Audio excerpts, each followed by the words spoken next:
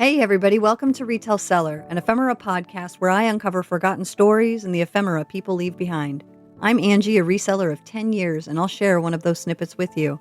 Let's see what today's find has to say.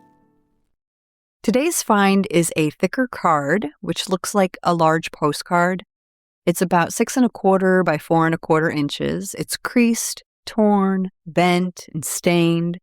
The front image is a black and white photo portrait of a man with short hair, wearing a suit and tie with a high-collared shirt. It looks like he's wearing a lapel pin, but I can't tell what it is. The other side of the card has a small red, white, and blue American flag sticker in the upper left. The upper right has KCK 71444. It's handwritten in black ink, which has bled in a few spots. He wrote, "Back at the old game of politics. Do not expect to be reelected, but just to fill the ticket. Have you quit writing letters? I have not heard from Peoria for some time. HFS. P.S. No visit or letter. Is there a reason? Sorry." Under his message, he glued a newspaper clipping. It reads, "Henry F. Schaible, Republican candidate, county treasurer, 50 years a taxpayer in Wyandotte County." He did draw a question mark around the PS area, but he didn't attach it to the end of the question, "Is there a reason?" It's near the message, but also kind of by itself, and it gave me the thought he was just stumped as to why he hadn't heard from them. There's no information as far as the recipient, and while the card looks like an oversized postcard, it wasn't addressed to anyone. There's no address, no postmark. After some digging and a bit of confusion at times, I found the correct Henry F. Schaible I was looking for. He was born June 27, 1873, married with 2 boys. While he lived in Kansas, he was from Wisconsin. I never find things in order, and this was no different. In the midst of searching and saving articles, I found the very photo of Henry F. Schaible that's on the card, which really just made my day to know that I had the right guy. I'd continued to see it multiple times in the papers associated with various stories. As early as 1896, articles talk about how he owned and ran a grocery store.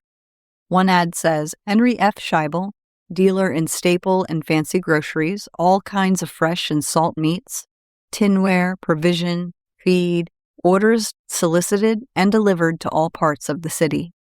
Another talks of how the new and popular canned chicken tamales by Armour Packaging were sold by stores including Henry's.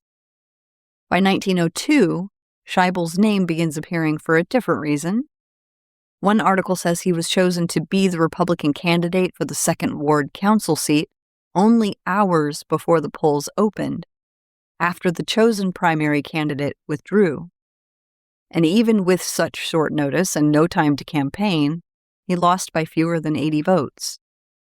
Another article reported he was considering contesting those results, alleging irregularities in the vote counts. He believed the numbers reported to the city clerk didn't match what had been counted originally. I didn't find an article addressing if there was any follow-through to the claims. He'd been running his grocery business for 8 years by the time he was 29 years old, and he was becoming trusted, making friends, and supporting organized labor. Since he'd come so close to winning the previous election with only hours' notice, he thought he'd have a chance to do more, so he became a Republican candidate for Councilman's 2nd Ward, and by 1906, he got it. Around this time, he'd written an open letter to the president of the Mercantile Club arguing the city's fire department was suffering because of politics. He was arguing every time a new political party would come into leadership, the current firemen were losing their jobs regardless of how good they were. The ones with potential could never stay in their jobs long enough to gain the experience needed to do their jobs, and the good ones always ran the risk of being removed for no other reason than politics. He pushed for reform to ensure the best qualified remained in their positions instead of being based on party loyalty.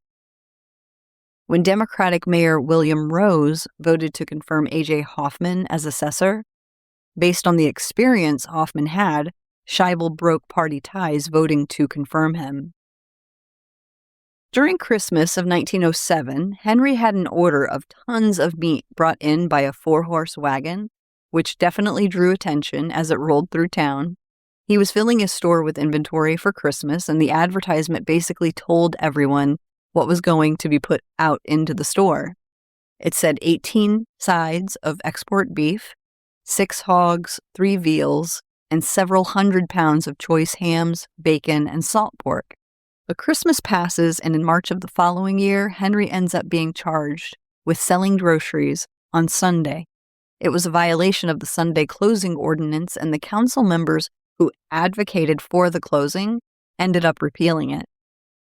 Throughout his time running the grocery store, Schaible also served on several committees, including streets and grades. Newspapers credited him with helping improve city streets while protecting taxpayers from unnecessary expenses. It was a record he took pride in and one supporters often pointed to throughout his political career. By the time he was in his mid-30s, Henry had decided he was not going to run for a 4th term as councilman of the 2nd Ward. However, his friends encouraged him to run again. He built up a reputation for wanting the best for his city and the people in it. In 1910, Henry entered the race for county commissioner. Newspaper coverage had started to shift, with some articles being more critical of his record. One article focused on his position in the waterworks debate with Councilman Samuel Clark. Schaible had supported renewing the private franchise, while Clark favored municipal ownership. After municipal ownership proved successful, the article suggests voters would be more likely to support Clark than Schaible.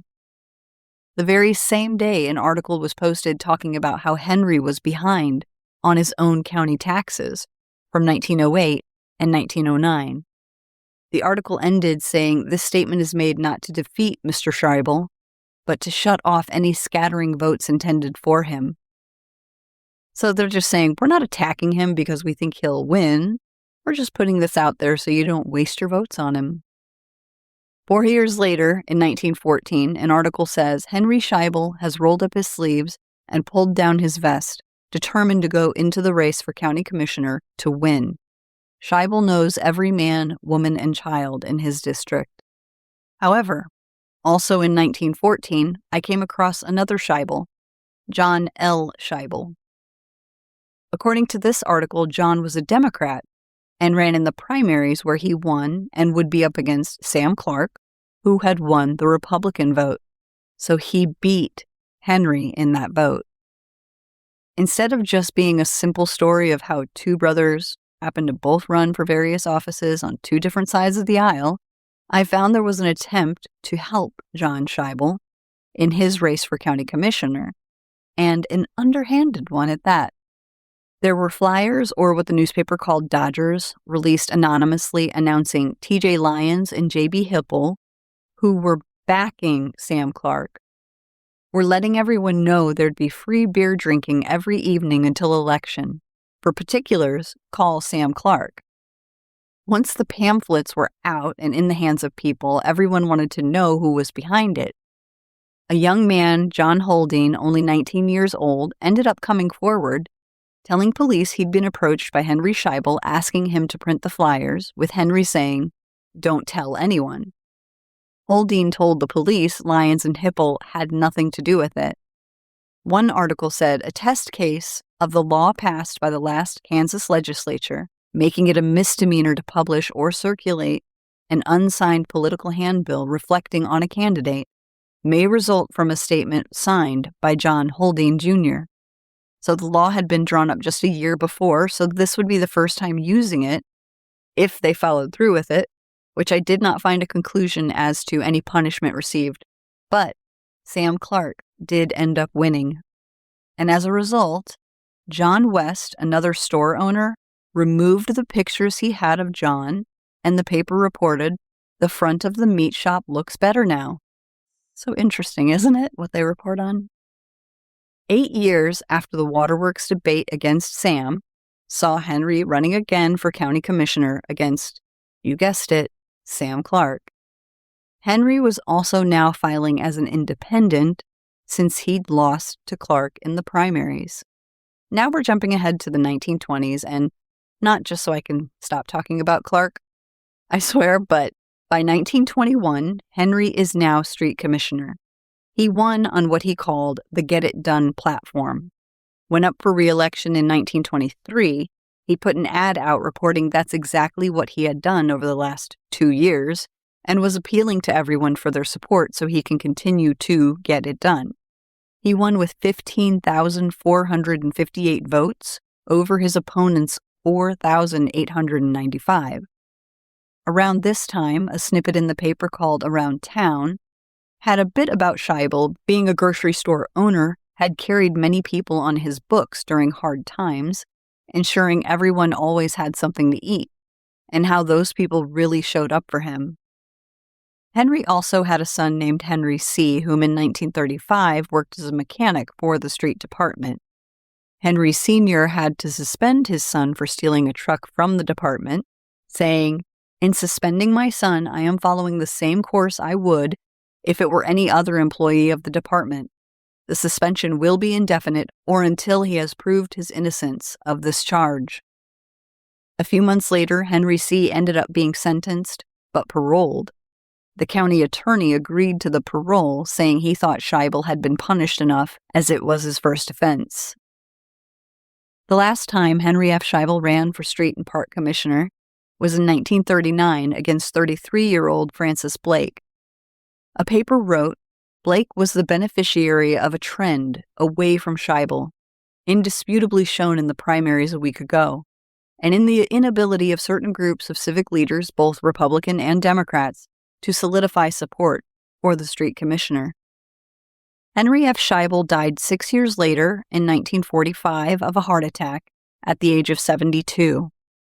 The announcement highlighted his work, saying turning bricks to smooth pavement was his idea and adopted on a wide scale by the WPA. The WPA stood for Work Progress Administration. It was a Depression-era federal government agency providing jobs.